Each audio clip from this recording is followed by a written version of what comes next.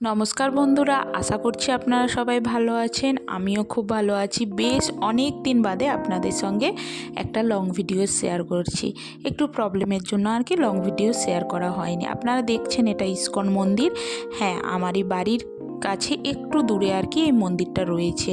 আর এই মন্দিরে আসার মেন কারণ হলো আমার ছেলের জন্মদিন ছিল, আর তারই একদিন আগে আর কি দিদি মা সবাই বাড়িতে চলে এসেছিলো। সবাইকে নিয়ে আর কি মন্দিরে একটু ঘুরেও আসা হলো এবং মন্দির দর্শনও হলো। আর এইখানে মন্দিরের সঙ্গেই আর কি এই যে দেখছেন দোকান আছে, ওনাদেরই আর কি দোকান আছে, কেনাকাটি সবই করা যাবে।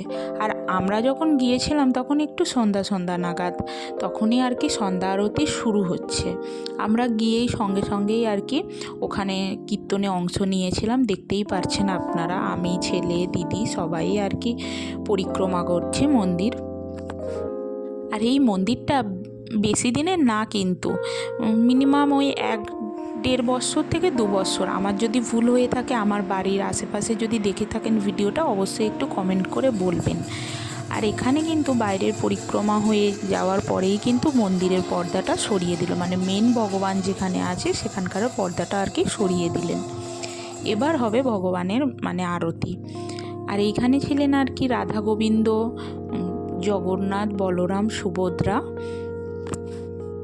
আরও অনেকই ভগবান ছিল, আপনারা নিশ্চয়ই দেখতে পাচ্ছেন।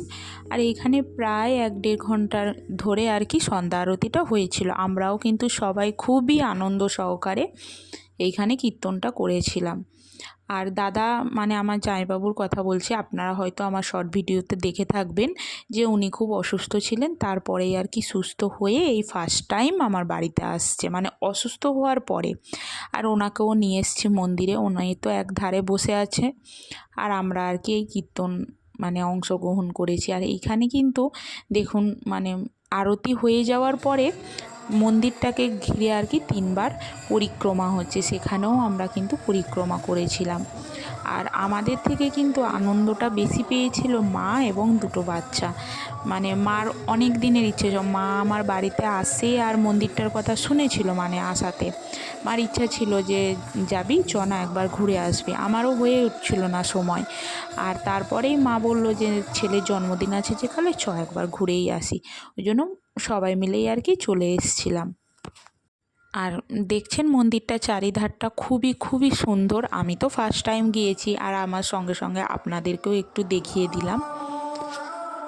আর ওখানে তো খুব জোরে বক্সের সাউন্ড দিয়ে আর কি কীর্তন হচ্ছিল, তাই ভয়েসটা নিতে পারিনি।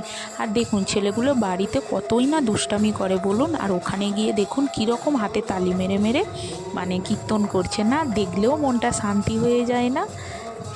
এইখানে কিন্তু আমার মাও 2টো নাতির সঙ্গে আর কি তাল মেলাচ্ছে, যেটা একটা সত্যি কথা, ভগবান না চাইলেই কিছু হয় না। এগুলো কিন্তু সবই ভগবানই করাচ্ছে, আমাদের হাতে কিছু নেই।